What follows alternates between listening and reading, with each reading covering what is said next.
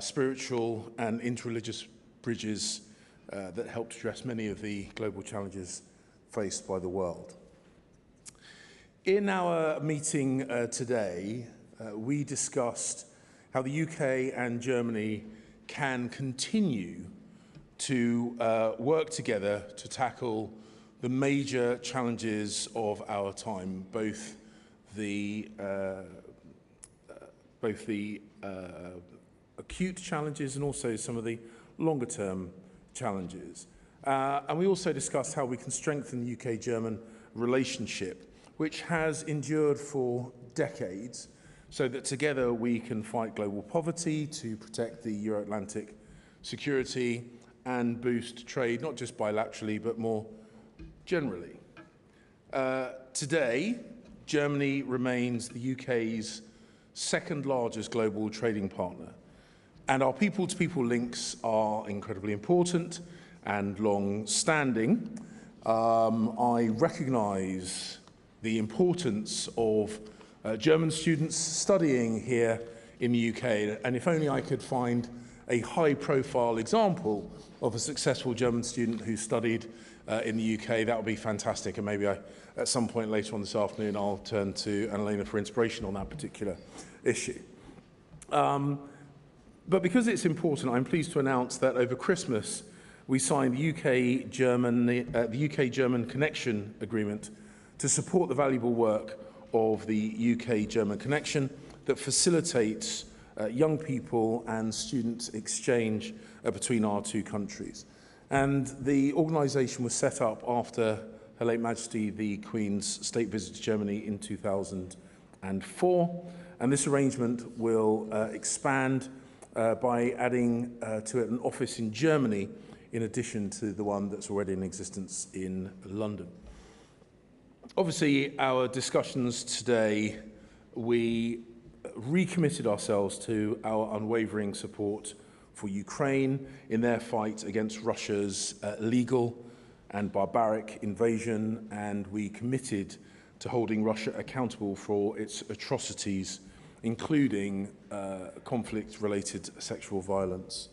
And I'd like to put on record my gratitude for Annalena, who has shown, I think, huge political courage over the last year in standing by Ukraine.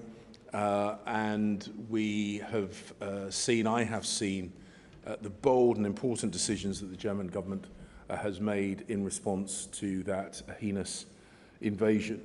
And we recognise that this has been a turning point in German foreign policy, and the Zeitenwende that was announced, I think, has reaffirmed Germany's incredibly important position as a friend and ally in terms of Euro-Atlantic security. Of course, we also discussed our work together on energy security and mitigating the impact of Russia's invasion on global energy shortages and high prices, whilst also being committed to addressing the long-term challenges of climate change and building on the work from COP26 that was hosted in Glasgow, COP27 in Sharm el-Sheikh, and working together to make further progress towards COP28. Of course, as well as these international issues, we discussed the Northern Ireland Protocol. We very much agreed that this is something that we want to resolve because, of course, we have a shared interest in ensuring the peace and prosperity in Northern Ireland, free-flowing trade across the Irish Sea, as well as across the border with Ireland, whilst ensuring that the EU feels confident that their single market is also being protected. And I reinforce the fact that I value the engagement that I personally have had with Maros Sefcovic and the Commission, and that our work has been conducted in good faith and in good spirit and is ongoing towards that shared goal. As our two countries' relationships go from strength to strength, I'm pleased that we are reinstalling the UK-Germany Cultural Commission, which was originally set up in 1958 and will meet this year for the first time since 1993. And it will agree priorities for how together we can support the people-to-people links between our two countries over the forthcoming year.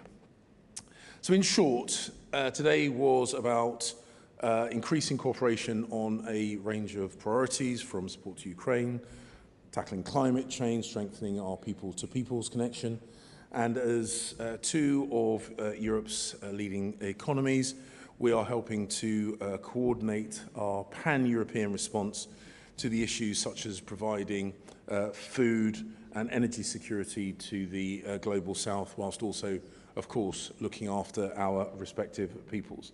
I'm very pleased that the UK and Germany will continue to be strong and close partners, as well as staunch allies as we face the challenges of an increasingly changing world. Thank you.